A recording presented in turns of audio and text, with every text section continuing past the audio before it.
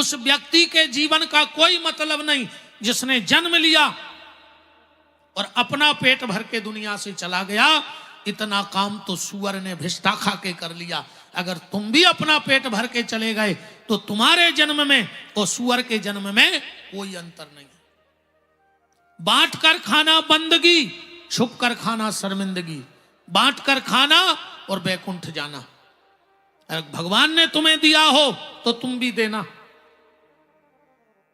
भगवान ने अगर तुम्हें दिया है तो तुम भी देना। अगर तुम नहीं दोगे तो भगवान भी अब की बार तुम्हें नहीं देगा।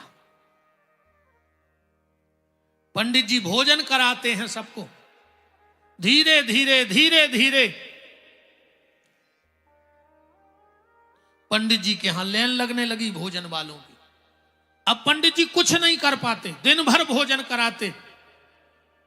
जमीन बिक गई, जेवर बिक गया, घर के बर्तन बिक गए। एक दिन ऐसा आया कि मकान ही बिक गया। पंडित जी ने गांव के बाहर झोपड़ियां बना ली। अब बचे खुचे लोग जाते भोजन करने, क्योंकि सबको पता है कि पंडित जी दिवालिया हो चुके हैं। और ये दुनिया बड़ी स्वार्थी है प्यारे। ये दुनिया तब तक प्रीत करती है जब तक धन होता है। पैसे के बहन भ्रात, पैसे के तात मात, पैसे की हित जात, पैसे की लुगैया हैं।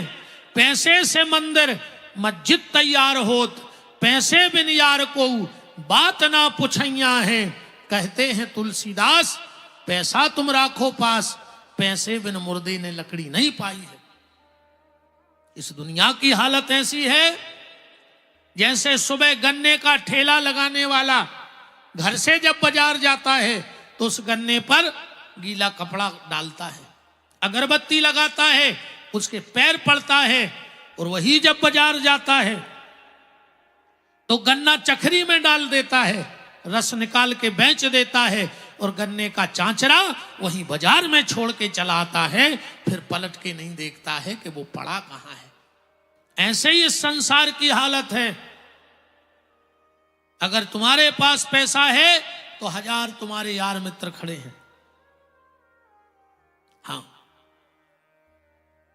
कई बार लोग कहते ना इनके साथ इतनी भीड़ परमानेंट है, उनके साथ इतनी भीड़ परमानेंट है, उनके संग 20 आदमी चलत है। ये तो कोऊ के संग कोऊ नहीं है। बहुत ध्यान से बात पकड़ जाइयो। ये दुनिया में कोऊ के संग कोऊ नहीं है।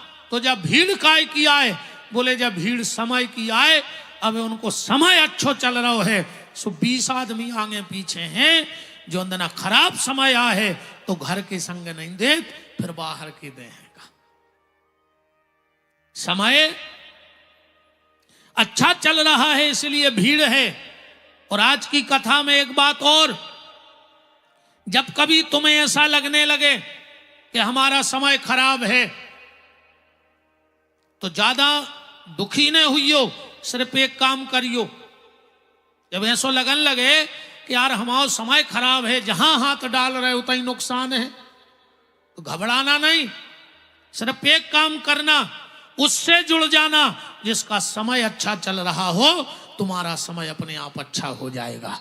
बस उससे जुड़ना जिसका समय अच्छा हो। बात समझ में नहीं आई? ऐसी समझ लो। आज से 30-40 साल पहले, ज्यादा नहीं 50 मान लो बस, ऐसे ज्यादा नहीं, ना इतने प्रचार प्रसार के साधन थे, ना इतने पेपर हते, ने मोबाइल हते, ने इंक मीडिया, ने प्रिंट मीडिया, ने सोशल मीडिया, कुछ नहीं था। तो प्रचार प्रसार का साधन क्या था? प्रचार प्रसार का साधन था रेडियो। बुजुर्ग लोग बैठे हैं, सिर्फ रेडियो पे खबर मिलती थी कि कहां क्या हो गया। क्यों भाई दादाजी बराजे ऐसा ही है, तो रेडियो ही से खबर मिलती। गांव में कोई कोई व्यक्ति बड़ा शौक से रेडियो सुनता था, बड़े शौक से। अच्छा, कछु कछु कोई मतलब नहीं है और रेडियो से, पर वे के घरे पहुंच गए जे के रेडियो है। तो बोले काय दादा समाचार कब तक आ रहे? बोले तुम्हें का लेने देने समाचारों से? बोले हमें कछु नहीं लेने देने। बोले फिर काय पूछ रहे? बोले का है हमारी घड़ी तन्ना गड़बड़ चल रही है, सो हम सोच रहे तुम्हारे रेडियो से अपनी घड़ी मिला लाएं, सो हमारी घड़ी ठीक हो जाए। बस जो ही ध्यान में रखियो कि जब तुम्हारी जीवन की घड़ी गड़बड़ चलन लगे तो कोनो रेडियो के लगा चले जाइयो, का सोते की घड़ी बिल्कुल फिक्स चलत है। वर्तमान में अवे सबसे अच्छी घड़ी विश्वकर्मा परिवार की चल रही है, SDM साहब की चल रही। बताओ अगर समय खराब हो तो तुम्हारे तो भागवत हो रही होती। जो समय अच्छो है तुम्हारो कि तुम्हारे कथा में बैठे हो। धन्य घड़ी जब होए सत्संगा। भगवान के घर से जिसका अच्छा समय होता है उसके घर में कथा होती है, सत्संग होता है। खराब समय हो तो अस्पताल में बैठे होते, पंडाल में न बैठे होते। अबे तो 7 दिन को रेडियो कहा है विश्वकर्मा परिवार, एक के बाद फिर तुम्हारी बीजा डोंगरी में कैसो रेडियो धरो है कि जेको समय खराब आ ही नहीं सकत, और वो रेडियो है गंगा झिरिया पे हनुमान जी महाराज दिन में 1 बार ते आत रहियो। और कोई पूछे कहाँ जा रहे, कहियो घड़ी मिलावे जा रहे कि हमारी घड़ी गड़बड़ न हो जाए। कैसे हनुमान जी की घड़ी बिल्कुल ठीक चलत है, अपनी घड़ी गड़बड़ न हो, इतने मिलात रहियो ना मार जाओ। हाँ, जो भी ध्यान रखियो। तुम भगवान के मंदिर नहीं जा रहे तो मार जाओ, जो भी ध्यान रखियो। अब भगवान के पट खुले हैं सो दर्शन कर आओ, न जो न मर हो अकु मंदिर के ते हो निकरे तो पुजारी के वाल लगा दे के जब जिज्ञात में नजर नहीं पारी तो मरे में परे ही का खोई पे।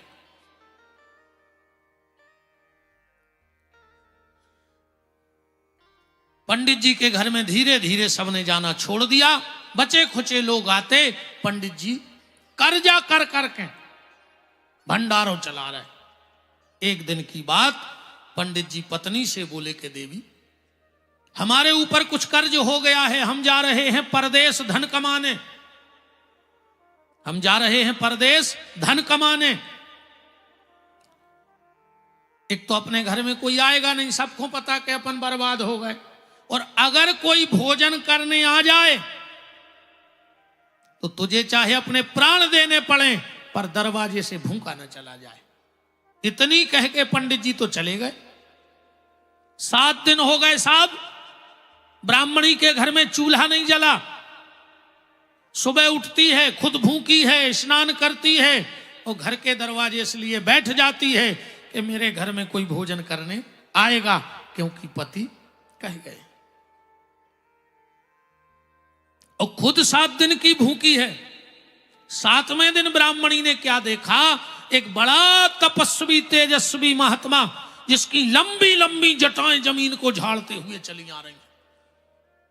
ब्राह्मणी की आंखें भर आई, हे भगवान, भूखा भी आया तो ऐसा महात्मा दरवाजे आया। 1 मिनट में निर्णय कर लिया, मर जाऊंगी पर ये महात्मा मेरे घर से भूखा नहीं जाएगा। जैसे ही महात्मा दरवाजे पे आए, ब्राह्मणी ने हाथ जोड़ के कहा, महाराज प्रसादी पालो। महात्मा बोले, बेटी तेरा भाव तो बहुत अच्छा है, पर मुझे 21 साल हो गए, मैंने अन्न का दाना खाया ही नहीं, मैं भोजन करता ही नहीं, और आप कहो ये कैसे संभव है कि कोई 21 साल भोजन ना करे। अरे भगवान की भक्ति में वो चमत्कार है, अभी आपने सुना होगा दादा गुरु,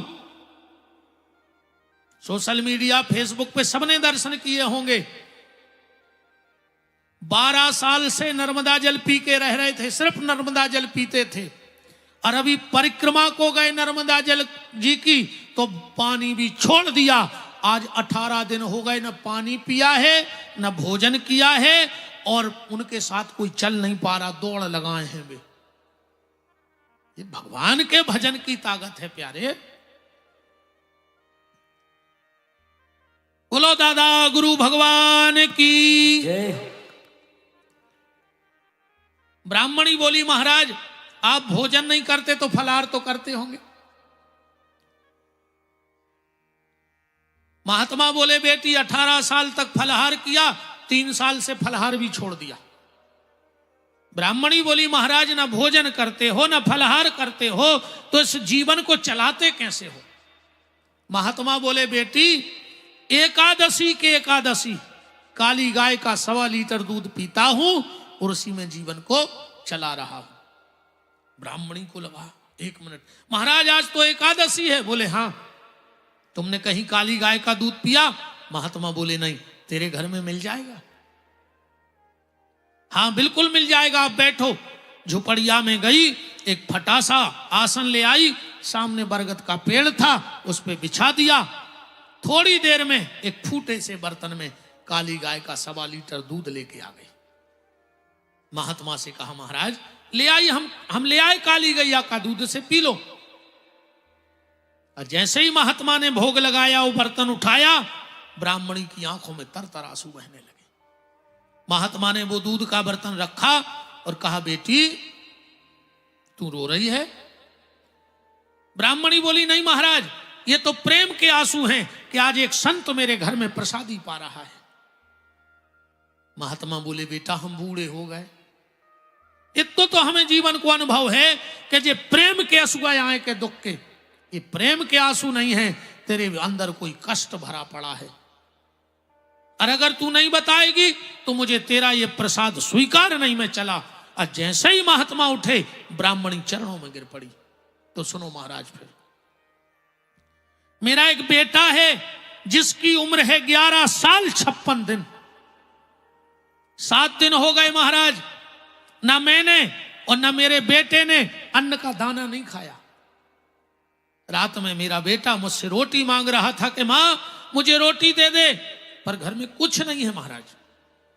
तो मैंने इसी बर्तन में चूल्हे पर लकड़ी लगा के 2 पत्थर पानी में डाल के उबलने रख दिए और बेटे से कहा कि देखो भोजन बन रहा है।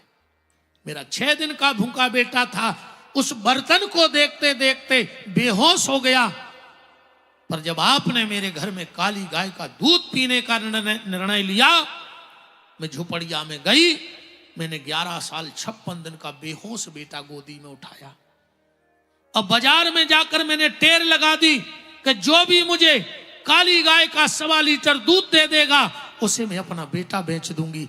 महाराज इस दूध के कारण मैं अपना बेटा बेच करके आई हूं, इसलिए आंख में आंसू आ गए, मां हूं। महात्मा तो कांपने लगा। क्या कहा तूने? 11 साल 56 दिन का 7 दिन का बेटा भूखा तूने मेरे लिए बेच दिया। जा बेटी, अगर वो ईश्वर हम जैसे साधुओं के भजन की लाज बचाने वाला है, हमारी वाणी की लाज बचाने वाला है, और अगर आज उस ईश्वर ने मेरी बात ना सुनी तो हम संतों का विश्वास उस ईश्वर से उठ जाएगा। जा बेटी, मैं तुझे आशीर्वाद देता हूं। 7 दिन का भूखा था ना, तो आज से 7 जन्म बाद, आज से 7 जन्म बाद, और 11 साल 56 दिन का तेरा बेटा था, तो वो जगत का परमपिता परमात्मा 11 साल 56 दिन तक तेरे आंगन में तेरा बेटा बन के खेलेगा। ये मेरा आशीर्वाद है। सुखदेव जी कहते हैं परीक्षित, वही ब्राह्मण और ब्राह्मणी नंद और यशोदा बने, और भगवान 11 साल 56 दिन के लिए नंद यशोदा के आंगन में जा रहे हैं। ये कारण था साहब।